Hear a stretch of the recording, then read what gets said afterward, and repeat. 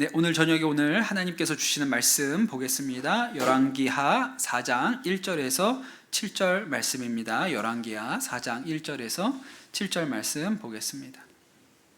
제가 말씀을 읽겠습니다.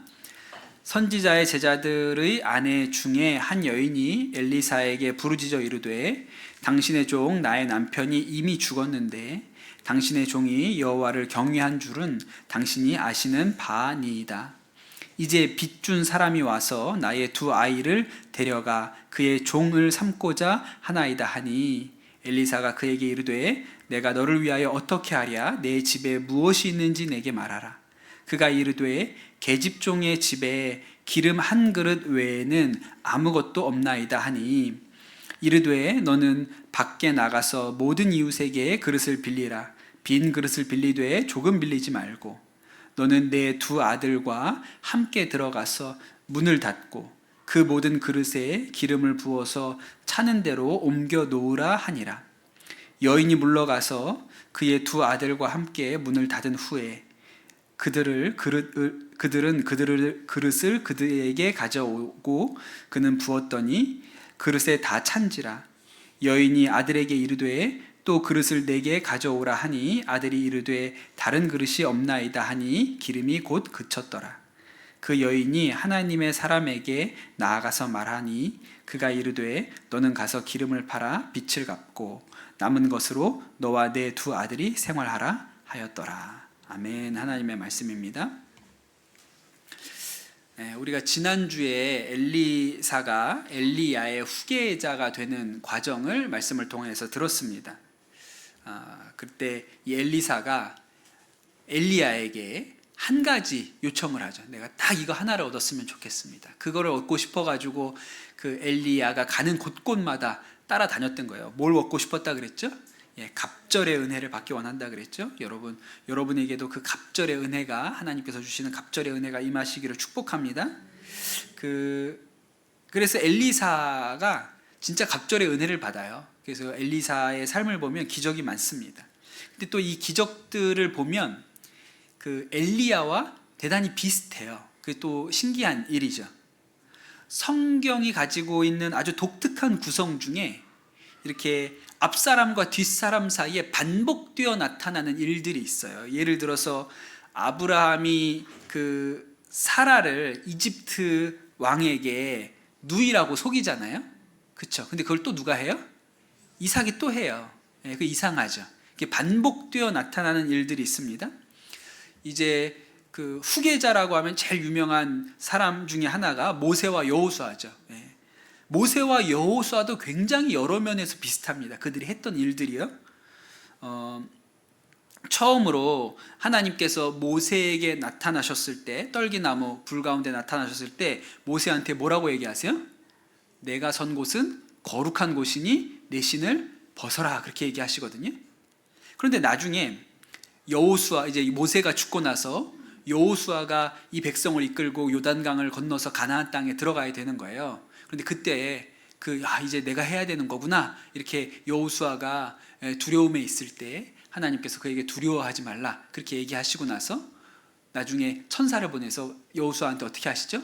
내가 선 곳은 거룩한 곳이니 내 신을 벗어라, 그렇게 또 말씀을 하세요. 그러니까 똑같은 일이 두 사람에게 반복되어 일어납니다. 그러니까 이러한 메시지가 두 사람이 이제 후계자다, 이 사람의 능력이 이 사람에게 흘러갔다, 이런 것을 보여주는 것이죠.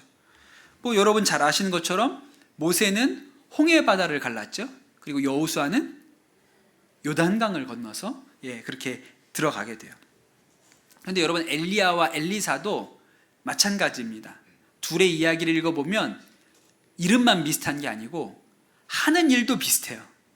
그래서 우리가 그 과부가 어떤 과부인지 엄청 헷갈리거든요. 그게 사르밧 과부 얘기인지 그 선지자의 제자 과부인지 아니면 또 다른 과부가 또 있어요. 하여튼 과부가 왜 이렇게 많은지 그때나 지금이나 남편들이 오래 못 사는 것 같아요. 그래서 헷갈리거든요. 비슷한 얘기들이 많이 나오니까. 우리가 지난주에 들은 것처럼 이 엘리야가 승천하기 전에 외투를 뚫뚫 말아가지고 요단강을 내리쳤더니 요단강이 갈라졌다고 나오죠. 그리고 나중에 엘리야가 승천하니까 이제 그 외투가 엘리사에게로 오죠. 그러니까 그랬더니 이 엘리사도 똑같이 선생님 한 것대로 똑같이 해서 뚫뚫 말아가지고 요단강을 내리쳤더니 요단강이 갈라지더라. 그러니까 이 능력이 엘리야에게 임했던 그 하나님의 능력이 엘리사에게도 임한 것을 알 수 있죠. 그리고 나서 엘리사가 행한 기적 2개가 연이어서 성경에 나오는데, 하나는 그 여리고에 가서 그 사람들을 병들게 했던 샘물을 고치는 일이 나옵니다. 사람들이 그 샘물이 뭐가 안 좋아서 그거를 먹으면 자꾸 유산을 한다는 거예요. 그 얘기를 듣고 엘리사가 그 소금을 한 바가지 들고 가가지고 그 물의 근원에다가 뿌리고 나니까 그 다음부터 물이 맑아지고 질병이 없었다. 그런 얘기가 성경에 나오지 않습니까?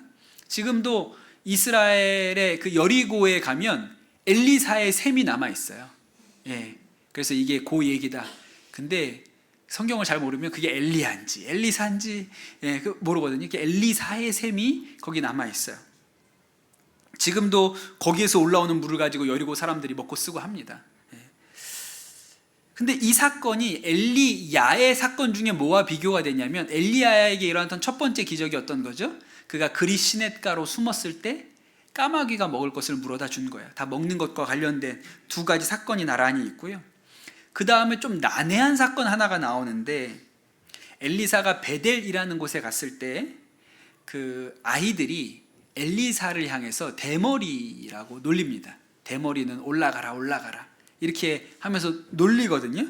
그때 엘리사가 이 자신을 놀리는 아이들을 저주하죠. 그랬더니 곰 2마리가 나타나서 42명의 아이를 찢어 죽였다. 그 성경에 나오는 얘기거든요. 진짜 충격적이지 않습니까? 우리가 그 젊은 분들은 잘 모르겠지만 여기 계신 분들은 다 아실 거 아니에요? 개구리 소년만 해도 얼마나 충격적이에요. 5명. 그런데 이게 뭐 42명의 아이가 곰 2마리한테 찢겨서 죽었다는 얘기가 성경에 나오니까 굉장히 당혹스럽죠. 저한테 제가 그래가지고 너무 당혹스러워서 이거 본문으로 안 하고 그 다음 거로 넘어간 거거든요. 그냥 이거는 그냥 간단하게 얘기하고 넘어가야지, 이거 너무 집중하면 좀 시험에 들어요. 저는 그냥 엘리야에게 능력이 임했는데 그 능력이 위험하다. 함부로 쓰면 위험하다. 능력 있는 사람은 저주도 함부로 하면 안 되지. 그냥 그 정도 하고 넘어가면 맞을 거라 그래요. 그렇게 생각을 합니다. 근데 일반적인 해석은 뭐라고 해석하냐면, 이제 이게 난제예요. 성경의 난제예요. 이게 이래도 되냐? 이게 난제거든요. 그래서 일반적인 해석은 아이들이 아니라는 거예요. 성경에 나오는 이 아이라는 말이 우리가 생각하는 뭐 이렇게 초등학생 정도로 의미하는 말이 아니고 10대 후반, 20대 초반, 장정 42명이 놀렸으면 무서운 거예요. 그렇죠? 그죠? 20대 초반, 뭐 10대 후반, 여러분 중학생이 제일 무섭지 않습니까? 그러니까 여기 막 중학생 42명이 둘러싸고선 이 대머리야 이러면 이거는 살기가 등등한 거예요. 그냥 놀리는 정도가 아니고 이거 잘못하면 죽겠구나. 그럼 뭐 애들이 그러잖아요. 우리 촉법 소년이라고. 우리는 법의 처벌도 받지 않는다 이럴 거 아니에요. 그게 진짜 무서운 일이다. 그렇게 설명하기도 하고요. 또 하나 대머리야 올라가라라는 이 말은 그 엘리야의 승천을 비꼬는 말이다. 이렇게 생각하기도 합니다. 왜냐하면 베델이 어떤 곳이냐면 여로보암이라는 북이스라엘의 첫 번째 왕이 베델과 단에다가 우상을 세웠어요. 그러니까 그 땅에 사는 사람들이 대체로 이제 우상 숭배자였을 것이고, 그들이 이 엘리야를 조롱하는 말로 올라가라 이렇게 얘기했다는 거예요.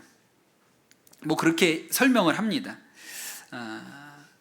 그런데 여러분, 이 사건은 뭐와 비교가 돼요? 이 42명의 아이가 이 곰에게 의해서 죽은 이 사건은 갈멜산에서 엘리야가 바알 선지자들과 대결한 것과 이렇게 등치되는 이야기인 거예요. 그때도 이 바알 선지자들이 다 한꺼번에 이제 그 제단에 불이 내려오지 않아서 이제 사람들한테 죽임을 당하지 않습니까?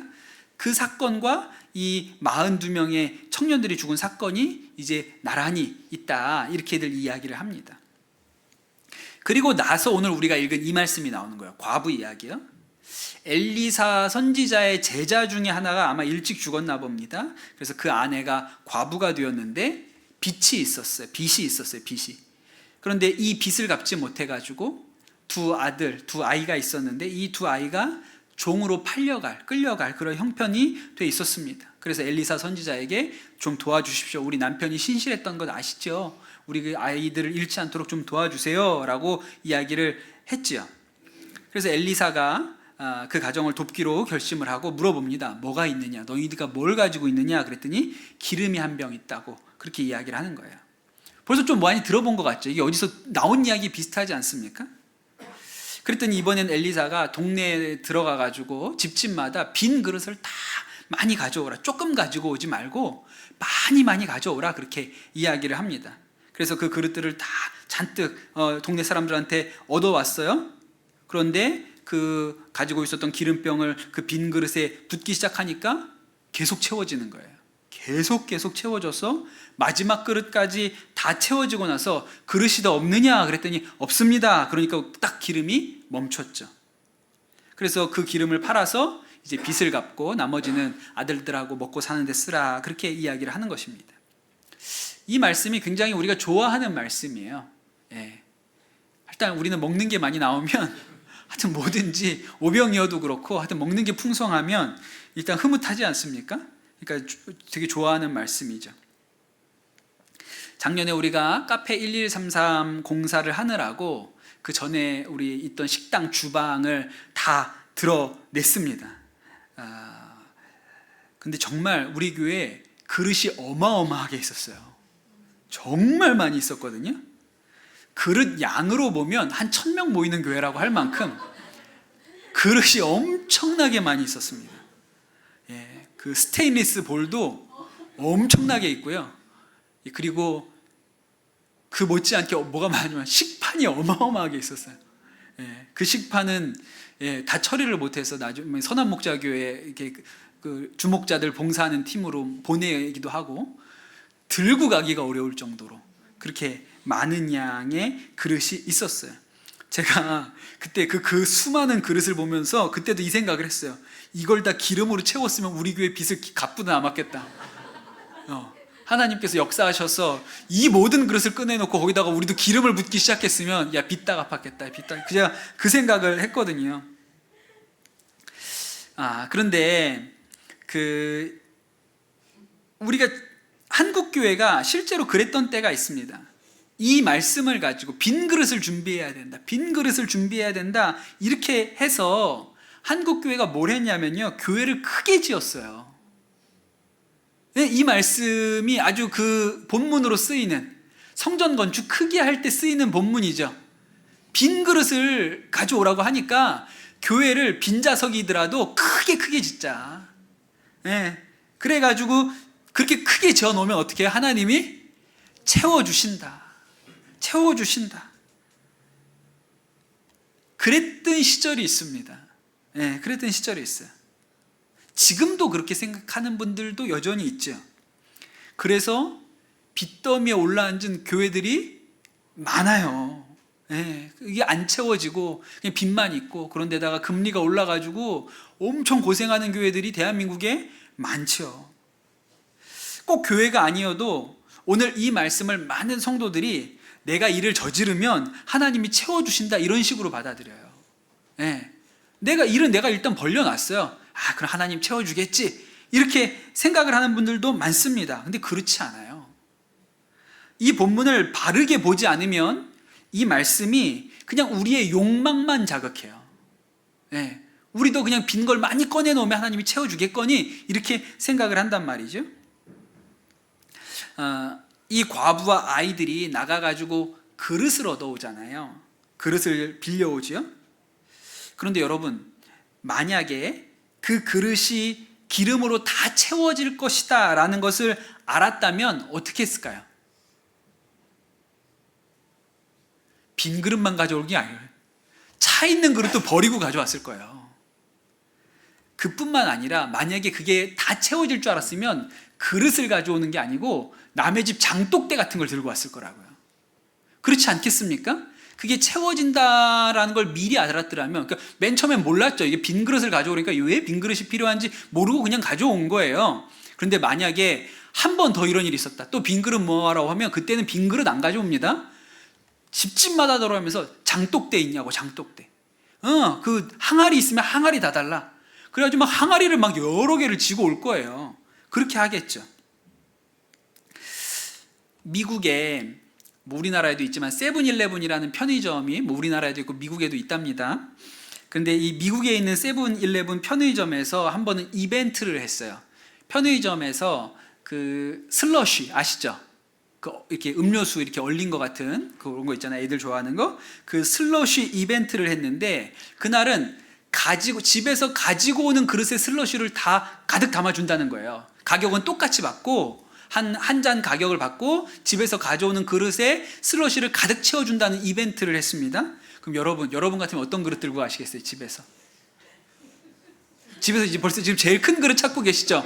뭘지? 웍을 들고 가야 되나? 막 이런 생각하고 계시잖아요. 뭔 그릇을 들고 가야 제일 클까?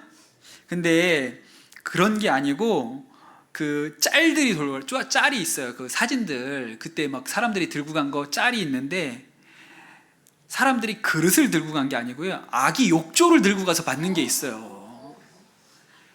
예. 아기 욕조. 야, 진짜 대단하죠. 그러니까 집에서 뭘 담을 수 있는 제일 큰 걸 생각했는데 애기 씻기는 욕조가 생각이 난 거예요. 그래서 욕조 들고 가서 받는 장면이 있고요. 또 어떤 사람은 머리 엄청 썼어요. 뭘 들고 갔냐면 아이스박스를 통째로 들고 가서 그냥 받는 거예요. 그 캠핑 갈 때 쓰는 큰 아이스박스 있지 않습니까? 그걸 가지고 가서 거기다 슬러시를 받는 거예요. 진짜 충격적인 거는 아마 집에 그렇게 큰 그릇이 없었던 사람인 것 같아요. 농에 서랍을 들고 가서 받는 사진이 있어요. 예, 그런 게 돌아다닙니다, 여러분. 그러니 여러분, 만약에 한 번이 아니고 이 과부의 집에 이런 일이 2번 생겨가지고 가지고 오라 그러면 다 채워진다, 이거를 미리 알았다고 생각해 보세요. 그럼 더 했겠죠. 그럼 여러분, 이 말씀은 우리는 알잖아요. 그게 기름이 가지고 오는 그릇만큼 채워질 거라는 걸 우리가 이미 알잖아요. 그러니까 이 말씀이 우리에게 어떤 오작용을 만들어내냐면 욕망을 부추겨요. 더 큰 걸 가져가야지, 더 큰 걸 가져가서 더 많이 받아야지, 이런 욕망을 부추기는 면이 있습니다. 근데 여러분, 이 말씀은 그런 말씀이 아니에요. 그 엘리야에게 일어났던 사건하고 좀 비교를 해봐야 됩니다. 엘리야한테도 비슷한 사건이 일어났잖아요. 그 엘리야가 시돈에 살고 있는 사르반 여인이라는 그 과부를 찾아갔습니다. 사르반 이 과부의 처지도 굉장히 심각했어요. 그때가 긴 가뭄, 아하방 때문에 내린 그 긴 가뭄이 있었기 때문에 거기에도 먹을 게 다 떨어지고 이제 마지막으로 기름 몇 방울 하고 그냥 밀가루 한 줌 남아 있는 거예요. 어떻게 보면 이 과부보다 더 심각한 형편이었어요. 밀가루 기름 몇 방울, 한 병도 아니에요. 몇 방울 남아 있고 밀가루 한 줌이에요. 그래서 마지막으로 이거 가지고 떡 하나 구워 먹고 이제 죽는다, 이렇게 생각을 하고 있는 거예요. 그런데 엘리야가 찾아가서 그걸로 음식을 해서 나에게 주고 그 아이랑 같이 남은 걸 먹으라, 그렇게 이야기를 하죠. 그랬더니 그 집에 그 밀가루와 기름이 떨어지지 않았다. 가뭄이 끝날 때까지, 이 가뭄이 끝나고 먹을 것이 생길 때까지 그 밀가루와 기름이 계속 채워졌다, 그렇게 성경이 기록을 하고 있습니다. 여러분, 엘리야의 사건과 엘리사의 사건의 차이가 뭐죠? 두 사건 사이의 차이가 뭘까요? 사르밧 과부는 가뭄 때문에 긴 기간을 버텨야 돼요. 거의 3년 가까운 시간을 버텨야 되거든요. 그러니까 이 기름과 밀가루가 매일매일 쓸 만큼 계속 채워져야 되는 거예요. 그런데 엘리사가 만난 이 과부는 어떤 형편이에요? 당장 빚을 갚아야 하는 거예요. 그러니 이 사람에게는 매일 조금씩 들어오는 게 필요한 게 아니고 한 몫의 돈이 필요한 거예요. 한 번에 큰 액수의 돈이 필요한 거죠. 그러니까 어떻게 해요? 한꺼번에 기름이 나와야 되는 거예요. 그런데 여러분, 기름이 한꺼번에 나왔어요. 그럼 어떻게 해요? 다 그냥 땅으로 떨어져 버리겠죠. 다 그냥 땅에 다 흘려버리겠죠. 집에 있는 그릇으로 다 받아낼 수가 없으니까. 그러니까 하나님께서 이 엘리사를 통해서 동네방네 그릇을 다 빌려와라, 그래야 담을 수 있으니까 그렇게 얘기하신 거예요. 그러니 여러분, 이 말씀은 벼락부자가 되게 해준다는 얘기가 아니라 빚을 갚을 만큼 하나님께서 채워주신다는 것이죠. 그래서 그릇을 가져오라고 한 것입니다. 재벌 만들고 싶었으면 엘리사가 처음부터 항아리 다 가져와라, 욕조 가져와라, 뭐 서랍 가져와라 이렇게 얘기를 했겠죠. 근데 재벌을 만들어 주려고 했던 것이 아니고 필요한 만큼, 그 딸에게, 그 과부에게 필요한 만큼을 주고 싶으셨던 거예요. 그러니까 여러분, 우리가 믿는 하나님은 필요를 따라 채워주시는 분이세요. 필요를 따라. 그래서 우리가 주기도문 외울 때 뭐라고 기도합니까? 일용할 양식이라고 하잖아요. 하루 먹을 치의 양식을 주신다고 하지 않습니까? 그러니까 우리가 이 말씀 가지고 하나님이 대박나게 하시는 분 이렇게 받아들이면 안 된다는 거예요. 하나님은 우리의 필요를 따라 공급하시죠. 우리의 욕망을 따라 공급하시는 게 아니에요. 이스라엘 백성이 광야에 있을 때 왜 하루치만 주셨을까요? 만나를 하루치만 주셨어요. 그렇죠? 그거 안 믿고 이틀치 가지고 있었던 사람들은 다음날 보니까 만나에서 냄새가 나서 먹을 수 없게 되어 있었다고 성경이 기록하지 않습니까? 왜 하루치만 먹으라고 하셨을까요? 하루치 먹을 만큼만 주셨을까요? 광야에서 옮겨 다니면서 살잖아요. 이틀치, 3일치면 다 짐인 거예요. 그러니 하루치만 먹고 다음 장소에 가면 또 그만큼이 또 생기니까 무겁게 들고 다니지 말라고 하루치만 하신 거예요. 그러니까 하나님께서 우리에게 하시는 일은 어떤 일입니까? 필요를 따라 공급하시는 분이세요. 필요를 따라요. 그런데 여러분, 하나님께서 우리의 삶 가운데 우리의 필요를 따라 공급하시는 이 역사를 경험하려면 몇 가지 단서, 해야 할 일, 전제가 있다는 것을 우리가 알 수 있습니다. 첫 번째는 우리가 가진 것을 통해서 역사하신다는 거예요. 하나님께서 사람을 통해서 역사하실 때 그가 가진 것을 통해서 역사하십니다. 오늘 말씀에 엘리사가 물어보는 거예요. 집안에 뭐가 좀 남아있냐고 물어봤어요. 그런데 뭐가 남아있다 그래요? 네, 기름 한 병이 남아있다고 그렇게 얘기하죠. 또 이것도 이제 벌써 욕망이 이렇게 배가 된 분은 그게 기름이 아니고 금가락지가 하나 남아있다고 이렇게 얘기를 했으면 막 그릇마다 금가락지가 채워졌을 때 이게 자꾸 우리의 욕망을 부추기는 경향이 있어요. 기름 한 병이 있다고 대답하죠. 엘리야의 경우는 더 분명하죠. 기름 몇 방울과 밀가루 한 줌이 남아있다 그랬어요. 그랬더니 엘리야가 뭐라 그래요? 그걸로 떡을 만들어가지고 나를 먼저 먹이고 아들과 그 다음에 당신이 먹으라. 그러니 하나님이 하시는 일은 내가 가지고 있는 것을 내려놓을 때 온다는 거예요. 두 사건이 동일하죠. 내가 가지고 있는 뭔가를 내어놓을 때 하나님의 역사가 생깁니다. 오병이어 때도 마찬가지잖아요. 오병이어 때도 그 아이가 그 떡 5개와 물고기 2마리를 내어놓았을 때 5,000명이 먹는 역사가 일어난 것처럼요. 이스라엘 사람들이 시내 산에서 성막을 만들라고 해서 성막을 만들었습니다. 그 성막 만들 때 제일 중요한 게 뭐였을까요? 성막 중에 제일 중요한 거? 언약궤, 법궤, 십계명 돌판이 들어가 있는 이 언약궤가 제일 중요하죠. 거기가 이제 하나님이 임재하시는 장소이기 때문에 그게 제일 중요한 성물이거든요. 근데 여러분, 이 언약궤를 뭘로 만들었을까요? 어떤 나무로 만들었을까요? 성경에 보면 그 원래 히브리어로는 시띠임 나무로 만들었다고 돼 있어요. 시띠임 나무로 만들었다고 돼 있는데 그게 우리는 잘 모르잖아요. 근데 그게 아카시아 나무의 일종이라고 해요. 우리나라에 진짜 흔한 겁니다. 아카시아 나무. 그거 이게 벌채할 때 솎아내야 되는 나무예요. 별로 가치가 없어가지고. 좋은 목재가 아니죠. 아카시아는 좋은 목재가 아닙니다. 곧게 자라지도 않고요, 굵게 자라지도 않아요. 물론 꿀은 따먹을 수 있지만 목재로서의 활용도는 거의 없는 나무가 아카시아 나무예요. 그러니 여러분, 이 아카시아 나무로는 좋은 그 가구를 만들 수가 없어요. 나무가 작으니까 뭘 만들려면 다 조각조각 내서 이어 붙여서 만들어야 되거든요. 그래서 성경에 뭐라고 나오냐면 조각목으로 만들었다 그렇게 나와요. 조각조각을 이어 붙여는 조각목으로 만들었다 이렇게 나와요. 근데 여러분, 그 당시에도 좋은 나무가 있어요. 좋은 판재, 크고 넓고 두꺼워가지고 어떤 거든지 만들기 좋은 나무들이 있어요. 뭐가 좋은 나무일까요? 그 땅에서? 레바논의 백향목이요. 그런 건 진짜 좋은 나무거든요. 근데 왜 하나님께서 언약궤를 만들 때 레바논 백향목으로 만들라고 하지 않고 그 귀한 것을 그 진짜 쓸데없고 조각조각 난 쪼가리들을 모아가지고 붙여서 만들어야 되는 그 아카시아 나무로 언약궤를 만들라고 하셨을까요? 어려운 거 아니에요? 되게 간단한 거예요. 왜 그렇죠? 그거밖에 없으니까 그렇죠. 광야에서 구할 수 있는 나무라는 게 그거밖에 없는 거예요. 그러니까 여러분, 하나님께서 우리에게 없는 것으로 만들라고 하지 않으세요. 근데 우리가 가지고 있는 것을 내어놓을 때 하나님이 역사하시는 거죠. 이거는 제 간증이기도 하고 우리 교회의 간증이기도 합니다. 지난 성탄절에 우리가 성탄절 헌금을 가지고 여러분 잘 기억나실지 모르겠는데 두 곳을 섬겼습니다. 하나는 그 까까라는 아이 그 손가락 붙은 이거 수술하는데 그 수술비로 썼죠. 그래서 그때 이 아이 손가락이 10개로 나눠진 것도 한번 제가 사진으로 보여드렸어요. 근데 최근에 다시 연락이 왔는데 이게 수술이 잘 안 된 게 있어요. 이게 다시 이렇게 붓는 현상이 일어나가지고 다시 재수술을 해야 된다고 그렇게 상황이 됐어요.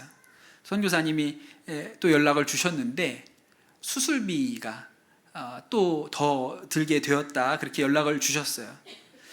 그래서 제가 뭐라 그랬을까요? 우리는 할 만큼 했습니다, 선교사님. 이제는 좀 다른 분한테 좀 의지하시면 좋겠네요. 이랬을까요? 돈 걱정 말고 하시라. 우리가 끝까지 섬겨야지. 우리 장로님도 그러시고 우리 선교 국장님도 끝까지 우리가 시작한 일이니까 끝까지 도와야지 그렇게 생각해서 돈 걱정 하시지 마시고 어떤 교회가 어떻게든 할 테니까 하시라 그랬거든요. 그래서 또 수술을 잘 받았습니다. 그리고 선교사님께 연락이 왔는데 수술 잘 받았다는 메시지와 함께 연락이 왔는데 걱정 안 하셔도 된다고 하나님께서 하나님의 방법으로 다 채워주셨다고 그렇게 또 연락이 왔어요. 그러니까 여러분, 하나님이 필요를 따라 공급하시는 분이세요. 너무 분명하죠. 그러니까 어차피 우리 주머니에서 안 나갈 건데 제가 못 드립니다. 한 번 했지 두 번은 어렵습니다. 얼마나 그 체면 이게 죽는 일이에요. 체면 구기는 일이에요. 그러니까 일단 된다. 마음대로 하시라. 잘했잖아요. 그렇게 하나님이 역사하셨어요. 근데 이것보다 또 하나 간증이 있는데 그때 또 우리가 그 성탄절 헌금 중에 500만 원을 가지고는 중국에서 사역하셨던 선교사님이 지금 우리나라에 들어와 계신데 그 사모님이 넷째 아이를 출산하게 되셨어요. 그런데 이분이 그 파송했던 교회에서 파송 관계가 이제 청산되면서 사실 곳이 마땅치 않게 된 거예요. 애는 앞에 3명이 있고 지금 한국에 들어와 있는 형편인데 또 넷째가 태어나는데 주거가 불안정하니까 이제 그 얘기를 누가 저한테 전해줬냐면 조미영 목사님, 우리 교회에 계속 오셨던 조미영 목사님이 저한테 이 얘기를 해주신 거예요. 조미영 목사님은 저한테 완전 빈 그릇이에요. 맨날 그런 것만 저한테 전화를 해가지고 어려울 때, 돈 없을 때, 누구 도와줘야 될 때 그럴 때만 맨날 저한테 전화해가지고 어떡하지? 막 이러면서 이거 이런 일이 있는데 막 그렇게 집을 구해야 돼, 집을 얻어야 되는데 이거 어떡하지? 진짜 빈 그릇, 딸랑딸랑 오면 막 덜그덕 소리가 나. 빈 그릇이라서 그렇게 하시거든요. 근데 제가 이제 그런 얘기를 들으면 무슨 생각이 드냐면 오죽하면 나한테 저 얘기를 할까? 그러니까 저기 큰 교회에서 잘 안 된다는 얘기잖아요. 이걸 거기서 해결이 되면 왜 저한테 얘기를 하겠습니까? 근데 거기서 하여튼 뭐가 문제가 있고 안 되니까 그 교회도 막 다 도와줄 수 없으니까 그러니까 이제 저한테 얘기를 하시는 거죠. 그래서 집을 어떻게 해줘야 되는데 근데 제가 우리가 집을 어떻게 얻어드릴 수 있도록 도와드리기는 어려운 형편이잖아요. 그래서 우리 운영위원들하고 이야기해서 집은 못 해드려도 그냥 그 사모님 아기 낳고 산후조리는 하셔야 되니까 산후조리 비용으로 500만 원을 좀 보내자 그렇게 얘기를 했습니다. 사실 그 선교사님은 저는 일면식도 없어요. 모르는 분이에요. 그리고 500만 원 보내고 나도 잘 몰라요. 기억이 안 나고 그냥 다 그냥 잊고 있었죠. 그런데 지난 그 설 명절 때 명절 지나고였나 그 빈그릇 목사님하고 선교사님하고 두 분이 인사를 하시겠다고 교회를 오셨어요. 그날 처음 뵀죠. 저는 저희가 도와드린 분이 어떤 분인지도 잘 모르고 따로 통화를 한 것도 아니니까 그냥 우리 재정부에서 입금만 해드렸지 제가 따로 연락을 드려가지고 그런 게 없으니까 그냥 그날 처음 뵌 거예요. 그래서 물어봤죠. 어떻게 아이는 잘 나셨어요? 그 사이에 이제 아이가 태어났을 테니까요. 아이는 어떻게 잘 나셨습니까? 아이고, 저희가 집을 참 해드리면 좋을 텐데 저희가 여력이 안 돼서 그렇게밖에 못 들여와드려서 너무 죄송합니다. 어떻게 집은 해결을 하셨나요? 그렇게 제가 여쭤봤는데 500만 원으로 집을 얻으셨다는 거예요. 우리가 보내드린 500만 원으로 집을 얻으셨대요. 그래서 제가 선교사님한테 텐트가 아닙니까? 진짜 500만 원으로 어떻게 집을 얻나요? 그리고 500만 원을 얻을 수 있는 집이 있냐고 물어보니까 선교사님도 이런 일을 당하니까 너무 낙심이 되고 내 부르심이 선교사인 게 맞는가 그런 생각도 드셨다는 거예요. 이거 뭐 처자식도 이게 어떻게 머물 곳조차 해결할 수 없는 형편이 됐으니까. 그래서 내가 이 선교사를 계속 해야 될지 모르겠다. 그 선교전략연구소 그 조명 목사님 계신 기관이 거기거든요. 거기 가서 이제 원장님한테 그 얘기를 했더니 엄청 혼났대요. 선교사로의 부르심이 얼마나 귀한 건데, 그렇게 얘기를 하느냐. 하나님이 분명히 해결하실 거다. 그렇게 얘기를 하셨다는 거예요. 그런데 일면식도 없는 사람이 도와준다고, 그 교회에서 돕는다고, 어딘지도 모르는 그 교회에서 돕는다고 해서 500만 원이 들어와서 너무 놀라셨다는 거예요. 근데 하시는 얘기가 어떤 선교사님들이 정보를 주셨는데 정부에서 그 주거 문제를 해결하지 못하는 사람들을 위해서 지원하는 프로그램이 있는데 계약금만 내면 된대요.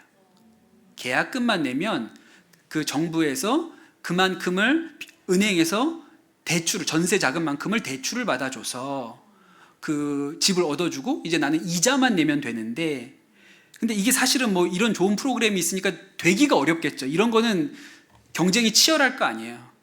근데 선교사님은 경쟁이 치열한 게 맞아요. 근데 어떻게 되셨을까요?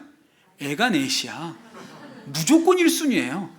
애가 넷이니까 그 1순위로 올라갔다는 거예요. 그래가지고 됐고 또 이제 이자만 내면 되는데, 그런데 애가 넷이면 가장 저리에 가장 싼 대출 그 이자의 상품을 이렇게 할 수가 있다는 거예요. 이자도 깎인데, 그래서 이자도 얼마 되지 않고 그나마도 주거급여라는 게 있어서 돈이 나온대요.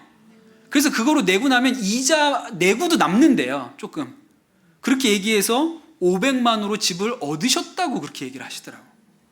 제가 와, 이게 진짜 놀랍다 이 일이. 그 나중에 언제 저희 교회에 오셔가지고 간증을 좀 한번 해주시라. 우리가 500만 원으로 집 얻을 수 있는 이 놀라운 은혜에 대해서 간증을 좀 하시라. 그러니까 저희는 집을 어떻게 해드려야 되는 거는 알았지만 그걸 해드릴 만한 여력이 없다고 생각해서 그저 그냥 500만 원 산후조리 비용이라도 좀 쓰시라고 보내드렸는데 하나님 참 놀라우시죠. 그거 가지고 집을 해결해 주신 거예요. 그럼 여러분, 이게 일종의 마중물인 거죠. 하나님의 역사가 하나님은 물론 그렇게도 하시죠. 아무것도 없는 데서 무에서 유를 창조하시는 분이세요. 근데 하나님께서 사람을 통해서 역사하실 때는 반드시 그 사람이 가진 뭔가를 통해서 역사하신다는 거예요. 그렇죠. 그러니까 이 과부에게 가지고 있었던 그 기름병 때문에 기름 한 병을 가지고 하나님이 역사하시는 것이죠. 여러분, 그게 은혜의 마중물입니다. 그러니까 하나님께서 우리를 채우시고 우리의 필요를 따라 공급하시는 은혜 가운데 들어가는 첫 번째 방법은 우리 것을 먼저 하나님한테 드려야 돼요. 그게 마중물로 쓰여서 하나님의 역사가 우리 가운데 흘러오는 것이죠.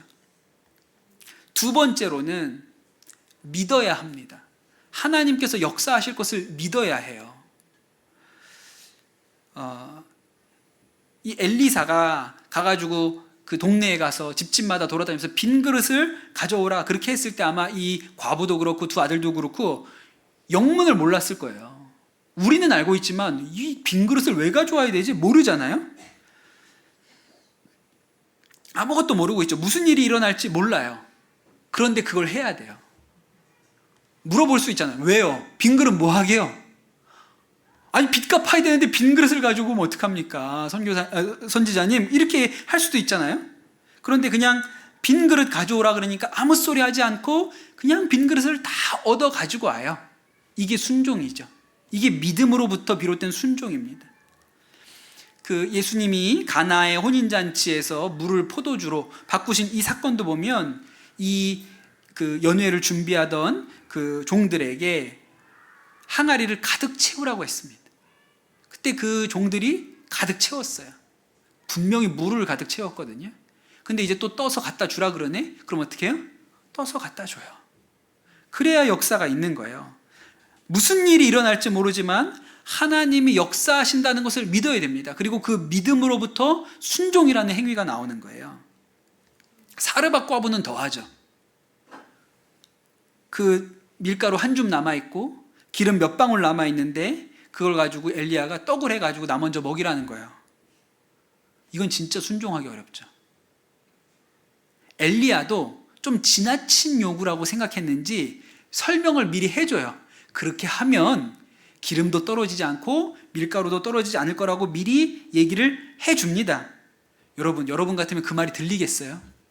요거 마지막 밀가루 한 줌 가지고 이제 떡 해먹고 이제 아들하고 우리는 끝났다 이렇게 하는데, 나 먼저 주고 남은 거 니네가 먹으면 밀가루도 떨어지지 않고 기름도 떨어지지 않을 거야 이렇게 얘기해주면 여러분 그거 믿으시겠어요? 저 같으면 이럴 거예요. 별 거지 같은 놈이 나왔다.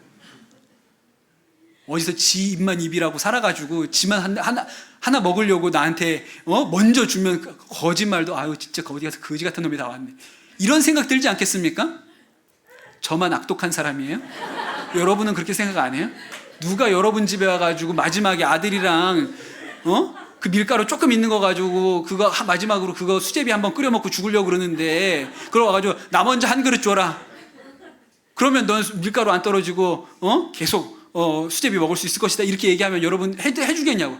어디 별 거지 같은 놈이 나와가지고 벼룩에 간을 내먹고 앉아있네 이러지 않으시겠어요? 근데 이 집에 이 과부와 아들이 어떻게 했어요? 믿고 순종했다고요. 그 말을 믿고 순종을 했어요. 대단한 거죠. 그러니 여러분, 어떤 일이 일어날지 모르지만 하나님이 역사하신다는 것을 믿고 순종해야 돼요. 굉장히 중요한 일입니다. 서울역에서 노숙자 사역하시는 유정옥 사모님, 옛날 얘기예요. 옛날 얘기. 그 남편이 목사님 목회하시기 전에 그 사업을 하셨답니다. 무슨 사업을 했냐면, 그 여름이면 튜브, 고무보트 이런 거 있잖아요. 여름 물놀이 용품, 물안경 이런 거, 그런 거를 만들기도 하고 외국에서 수입하기도 해가지고 여름한철 그거 파는 게 그분 사업이었어요. 장사가 꽤 잘 됐다 그럽니다. 우리나라에만 판 게 아니라 대만, 일본, 홍콩 이런 데로 수출도 하고 그랬으니까 꽤 큰 사업을 하셨던 모양이에요. 근데 이게 어떤 사업이냐면 10달 동안 수입하고 찍어내가지고 2달 동안 파는 일인 거예요. 여름 2달 동안에. 그런데 한 번은 그 해에 우리나라에 냉해가 들어서 여름 특수가 싹 사라져버린 거예요. 수영장도 다 빨리 닫고, 그래가지고 창고에 물안경이면 물놀이 도구가 그냥 가득가득 차 있는데, 특별히 물안경이 이게 주력이었나 봐요. 물안경이 가득 재고로 쌓였는데 여름 시즌이 그냥 끝나버린 거예요. 그 재고는 가득하게 쌓였고 이제 1년 동안은 돌질 않잖아요. 내년 여름까지 이거를 버텨야 되는 거예요. 그러니까 너무 이게 상황이 암담해가지고 하나님 앞에 기도를 했대요. 하나님 도와주세요. 저희 좀 살 길을 내주세요. 그렇게 기도를 했더니 이 유정옥 사모님 마음에 성령께서 주시는 감동이, 다른 업장에서 가지고 있는 물안경까지 다 인수하라. 팔 데가 없는데 1년을 기다려야 되는데 다른 데도 그 난리가 났으니 싼 값에 그걸 다 사들이라는 마음을 주셨다는 거예요. 도저히 이해할 수도 없고 할 수도 없는 일인데 순종을 합니다. 그걸 하여튼 남들, 그 도매업자들, 다른 도매업자들이 가진 것까지 다 그 재고를 덤핑 가격이죠. 그냥 누구라도 가져간다 그러니까 그 사람들이 신이 나서 넘기는 거예요. 그거를 창고에 가득 채워놨다는 거예요. 그리고 나서 이제 하나님 어떡합니까? 이제 하나님 어떡하시겠습니까? 그랬대요. 그런데 그때 한 청년이 그 창고죠. 그 창고 매장에 오더니 혹시 물안경 하나 살 수 있냐고. 지금 거지같이 우리 같은 도매가게 지금 수두룩하게 창고 가득 쌓여 있는데 물안경이 하나를 사러 온 거예요. 하나를. 그 장난감 가게 가서 사면 되잖아요. 다이소 가서 사면 되고. 근데 이 도매에 막 수두룩하게 빽빽하게 쌓였는데 하나를 사러 온 거예요. 우리는 낱개로는 안 판다. 근데 궁금하잖아요. 여름 다 지나갔는데 물안경 어디다 쓰려고 그러냐? 그러게 물어봤더니 그때가 데모 열심히 하던 때, 우리나라 데모 열심히 하던 때인데 체류탄 때문에 눈이 메어가지고 시위하는 게 너무 힘들다고 물안경을 쓰고 나가면 좀 좋을 것 같은 생각이 들어서 사러 왔다는 거예요. 그리고 시위 현장에 가서 팔았죠. 다 팔았다 그랬어요. 물안경을 불안경으로 팔았다 그랬어요. 그 후로는 이 유정옥 사모님이 생각할 때 사업하는 방식이 달라졌다 그랬어요. 하나님께 물으면 내 경험이나 고정관념이 중요하지 않고 하나님이 주신 말씀대로 순종하는 게 훨씬 더 중요하다는 것을 깨달았다고 그렇게 하시는 간증이 있어요. 근데 여러분 더 놀라운 얘기를 해드릴까요? 그 사업이 망했어요. 근데 결과적으로 망했어요. 그게 다른 이렇게 납품했던 대리점에서 부도를 내는 바람에 3억 원의 부도를 내는 바람에 그냥 그 사업이 망하고 완전히 정말 너무 가난하게 뭐 보일러도 못 되고 먹을 것도 떨어지는 형편까지 아주 나락으로 떨어졌어요. 이 가정이. 근데 그 덕분에 남편이 예수 믿고 신학교 가서 목사가 된 거예요. 여러분, 물안경이 불안경으로 팔린 게 놀라운 역사입니까? 그 사업 망했는데 남편이 거기에서 예수님 만나고 신학교 가서 목사 된 게 더 놀라운 은혜입니까? 그러니까 여러분 잘 생각해 봐야 돼요. 하나님께서 진짜 우리에게 채우고 싶으신 게 뭘까요? 하나님이 우리의 필요를 따라 공급하시는 분이시거든요. 여러분 구하십시오. 여러분 삶 가운데 부족한 게 있고 채워져야 될 것이 있다면 여러분 하나님은 필요를 따라 공급하시는 분이세요. 여러분 구하십시오. 그런데 진짜 하나님이 채우기 원하시는 게 뭘까요? 빈 그릇에 기름이 아니고 우리 심령의 빈 그릇을 채우기를 원하세요. 그게 훨씬 중요한 것이죠. 여러분 우리 심령의 빈 그릇은 아기 욕조를 가지고 와도 되고요, 아이스박스를 채로 들고 와도 상관이 없습니다. 거기에는 욕심이 없어요. 거긴 욕망이 있는 게 아니에요. 그냥 집에 빈 게 있으면 뭐 항아리도 좋고요, 다라이도 좋고 다 들고 오세요. 근데 하나님이 정말 채우고 싶으신 것은 우리 심령의 빈 그릇이에요. 지난주 주일 오후에 그 전에 동역했던 그 목사님 가족 장례가 있어가지고 오후에 춘천에 갔다 왔습니다. 그 춘천까지 갔다 와야 되니까 그 같이 사역했던 그 목사님들, 김영광 목사님 또 김은창 목사님네랑 여기 가까워가지고 셋이서 이제 세 가정이 한 차를 타고 그 춘천 장례식장에 갔다 왔거든요. 또 간 길에 또 춘천 갔으니까 이제 닭갈비는 먹고 와야 돼서 저녁은 또 닭갈비 먹고 뭐 그런데 그러면서 이제 여러 가지 이야기들을 했어요. 이제 셋 다 담임 목회를 하지 않습니까? 그러면서 얘기를 하면서 뭐가 제일 목회하면서 힘드냐? 우리가 목회하면서 뭐가 제일 힘드냐? 단연코 뭐가 제일 힘들까요? 설교가 제일 힘들어요. 설교 준비하는 게 너무너무 힘들다는 거예요. 다 이구동성이에요. 설교 준비하는 게 너무 힘들다. 그렇게 다 똑같이 얘기해요. 그런데 그렇게 설교하고 오면 사모님들은 다 설교하고 나서 이렇게 핀잔을 준다는 거예요. 그것도 다 똑같아. 새 집이. 당신이 그럼 직접 해보라고. 막 우리가 그랬죠. 그것도 혼자 할 때는 시도 안 먹겠는데 셋이 모여가지고 막 머리에 띠두르고 네가 해봐라 그러면. 근데 여러분 그 심정이 어떤 거냐면 매일매일 빈 그릇을 채워야 되는 것 같은 심정인 거예요. 매일매일 설교를 한다는 일이 매일매일 빈 그릇을 채우는 것 같아요. 어떤 날은 구멍 뚫린 그릇을 가지고 나오는 것 같은 날도 있어요. 이게 뭐 차겠나? 어떤 날은 도저히 이 마음이 완전히 주저앉아가지고 이게 설교를 할 수 있는 건가? 이 마음 가지고? 그런 날이 왜 없습니까? 그런 날도 있죠. 도저히 못하겠다. 그런 날도 있죠. 그런데 놀라운 것은 하나님이 한 번도 빈 그릇으로 강단에 세우신 일이 없다는 거예요. 한 번도. 늘 말씀 전하는 자로 이렇게 서야 되는 일이 빈 그릇 가지고 주님 앞에 서는 거예요. 하나님 또 빈 그릇 가지고 왔는데 여기는 뭘 채워서 가야 됩니까?